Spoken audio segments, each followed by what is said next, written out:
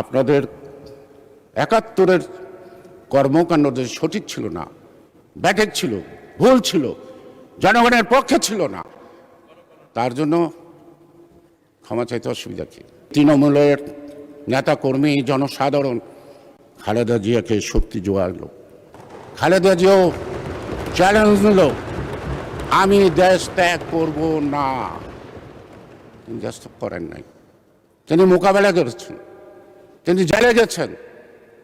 তিনি আমাকে একদিন পাঠিয়েছিলেন জামাত ইসলামের আমির জনাব মতিউর রহমান নিজামীর কাছে। সেখানে অ্যাডভোকেট কামরুজ্জামান সাহেব ছিলেন, সেখানে কাদের মোল্লা সাহেব ছিলেন। আমি ম্যাডামের অ্যাপ্রোচটা বললাম যে এই মুহূর্তে আপনাদের সহযোগিতা উনি কামনা করে। মতিউর রহমান সাহেব খুব ভদ্রলোক, খুব নম্রভাবে কথাবার্তা শুনে বললেন আমাদের সেক্রেটারি জেনারেল সাথে দাদাবাবু একটু কথা বলেন। আমি পাশেই পেয়ে গেলাম সংগ্রাম অফিস, গেলাম। আমি যখন আলী হাসান মুজাহিদকে বললাম, তিনি যেই শব্দটা বললেন এই পার্লামেন্টে আমি উচ্চারণ করতে পারছি না। তারা একটা বিবৃতি দেয় নাই।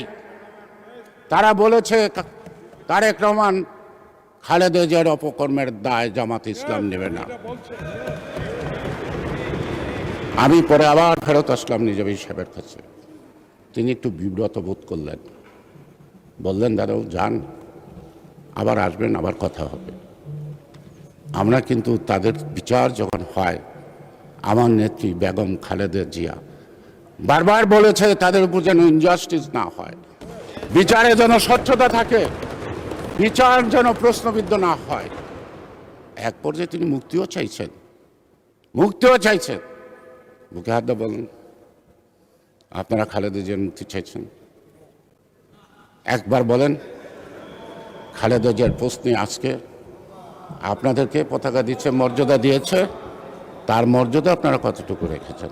আপনারা অনেক কিছু স্মরণ করেন, ভালো, কিন্তু মুক্তিযুদ্ধকে স্মরণ করতে গেলে, মুক্তিযুদ্ধকে স্বীকার করতে গেলে, এই যে আমার বন্ধুবর মাননীয় সংসদ সদস্য ইকবাল হাসান মোহাম্মদ টুকু যে রিটার্ন সাবমিশন দিল এখান থেকে তো আপনাদের বুঝতে হয় সেই সময়টার জন্য আজকের প্রেক্ষাপটে বিবেচনা করে আপনাদের ৭১-এর কর্মকাণ্ড যে সঠিক ছিল না, ব্যাঠিক ছিল, ভুল ছিল, জনগণের পক্ষে ছিল না, তার জন্য ক্ষমা চাইতে অসুবিধা কি?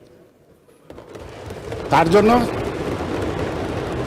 আপনারা ভুল স্বীকার করতে ক্ষতিটা কি? মানুষ ভুল করে, মানুষই সংশোধন করে। ভুলকে যারা আঁকড়ে রাখে তারা নিন্দিত হয়, যারা ভুলকে স্বীকার করে তারা নন্দিত হয়। কয়েকদিন আগে আমাদের মাননীয় leader of the house and the প্রধানমন্ত্রী বিদ্যালয়, প্রাথমিক বিদ্যালয় যে বিশ্ববিদ্যালয় বলছিলেন, তিনি কিছুক্ষণ পর দাঁড়িয়ে বললেন ভুলবশত আমি এটা বলছি, তিনি সেটা সংশোধন করলেন। আমাদের কিন্তু সংশোধন করতে বলতে হয় নাই, আমরা পরে টিপ্পণী কাটতাম, হাসি দিতাম, তিনি সেই হাসিটা মিটিয়ে দিলেন নিজের ভুলটা নিজে সংশোধন করে।